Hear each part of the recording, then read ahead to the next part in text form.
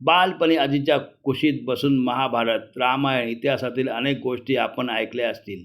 जसा जसा काळ सरकत गेला तशा या गोष्टी आपण नाटक, चित्रपटामध्ये पाहायला लागलो. हनुमंतरायाने आणलेला पर्वत, लंका दहन, कृष्ण भगवंताच्या लीला किंवा महाभारतातील कौरव पांडव यांच्यामध्ये रंगलेला द्वित खेळाचा सामना, अशा अनेक घटनावर नाटकं आधीच्या काळात गावागावात यात्रामध्ये सादर केली जायची. दिवसभर रानात थकून आलेला शेतकरी कुटुंब सहित या नाटकाचा आनंद घेऊन खुश व्हायचा. प्रेक्षकांच्या चेहऱ्यावर हसू आणि ज्ञानात भर टाकण्याचं हे संमिश्र काम चोख पार पाडत होते अभिनेते दादा कोंडके आणि त्यांचे सहकारी. नाटकामधून कमालीचा अभिनय दाखवून नंतर दादांनी आपला मोर्चा चित्रपटाकडे वळवला. सोंगाड्या बहुचर्चित चित्रपटाच्या निर्मितीस सुरुवात केली. शूटिंग दरम्यान दादासोबत चालू सीनमध्ये अपघाती घटना घडली तरीही त्यांना त्यांचं भान नव्हतं. याबद्दल दादांचा सहवास लाभलेल्या एका खास व्यक्तीने हा किस्सा लिहून ठेवला आहे. त्यांचा जो सीन चित्रपट कमालीचा गाजला.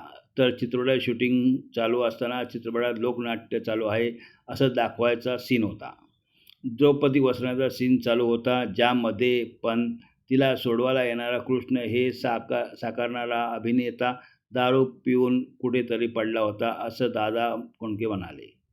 द्रौपदीचे वस्त्रहरण होण्याआधी मला गेलं पाहिजे म्हणून त्यांनी ऐनवेळी एंट्री घेतली.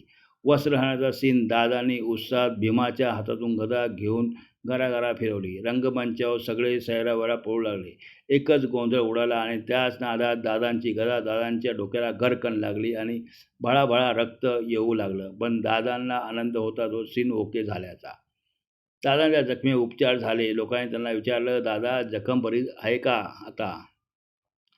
दादांनी सांगितलं, जखम जाऊ द्या हो, तुम्ही सीन बघा पडद्यावर फक्त. कलेची आवड अशी असावी, ॲक्शन सीन खरा असावा किंवा खोटा, प्रेक्षकांना काय दाखवायचे आहे हे एकदा दिग्दर्शकाच्या नजरेतलं अभिनेत्याने ओळखलं की चित्रपट हिट झाला म्हणून समजा. सोंगाड्या, पाळणू, हवालदार, राम राम गंगाराम, सिल्वर ज्युबली सिनेमे म्हणजे दादा हे जणू त्या काळी समीकरण झालं होतं. त्यामुळे दादा कोंडके यांच्यासोबतच प्रत्येक माणूस आजही तळमळीने चित्रपट बनवणार कोण होतं असं विचारलं की क्षणाचाही विलंब न करता दादा कोंडके हे नाव सांगून मोकळा होतो. दादा कोंडके हे कलाकार म्हणून उत्तम होतेच, पण त्याचा तो करारीपणा त्यांच्या रोजच्या राहणीमानात देखील होता आणि प्रेक्षकांना तो करारीपणा देखील आवडायचा.